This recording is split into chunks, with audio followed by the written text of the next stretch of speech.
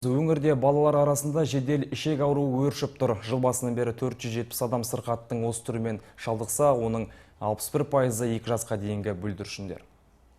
Ясин Серікбайдың іші өтіп, мазасызданған соң әжесі жедел жәрдеммен ауруханаға келді. Дәрігерлері бүлдіршінді тексеріп, ішек инфекциясының клиникалық белгілерін бірден байқады. Кабинет болған жоқсыздар ғой, регидрон беріп ондай. Кабинетте болды қалды.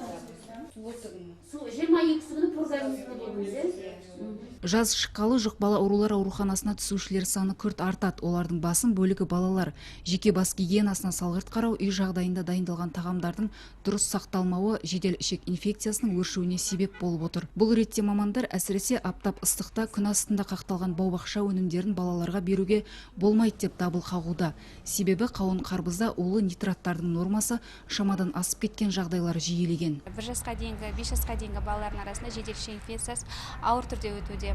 1 жасқа дейінгі балаларда қазір ана сүтімен қоректендіру көп жағдайда аз тіркеліп жатыр. Жасанды тамақтанудың салдарынан жедел ішек инфекциялар көп тіркелуде. Балалардың 40%-ында бау-бақша өнімдерінің пайдаланған себебінен жедел ішек инфекцияларын тудырып отыр. Қауын қарбыздарды мысалға біз осы айларда, ерте айларда, июль май айларында метгемоглобинге тексереміз. Құрамындағы нитраттардың деңгейін тексеріп жатқан кездерде көп жағдайда мысалға 80%-ында нитраттардың деңгейі нормадан асып кеткен. Ауа райының күрт ысуы кім-кімге де оңай тиіп тұрған жоқ. Осындай 40 градус аптапта күннің көзінде сатылған қауын қарбыздың өз нормасында болуы екіталай. Бір ғана облыстық жұқпалы аурулар ауруханасына 6 айдың ішінде нитраттың нормадан асып кетуі 29 адамда анықталды. Облыстың денсаулық сақтау басқармасы, білім басқармасы, ішкі саясат және осы біздің қоғамдық денсаулық сақтау департаментінің бірлескен іс-шара жоспары бекітілді. Мамыр-маусым айларында 2 айлық жарияланып, осы акция барысында жаңа сауда орындарында, базарларда бақша өнімдеріне сынамалар алынды. Бүгінгі таңда 32 сынама алынып, оның 5-еуінде сәйкестік анықталды. Қауындар қаншадан болып жатыр? 200 теңгеден, 250-ден. Қай жақтікі? Жайылманікі.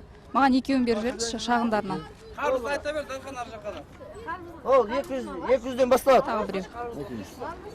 200-ден басталады ол қарбыз.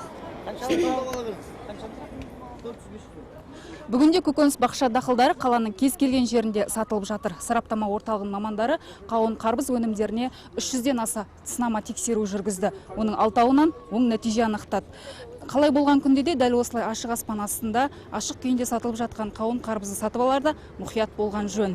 Балауса Қасымханқызы, Аханалиев Досхан Сәтбай, Қазақстан Қызылорда телеарнасы.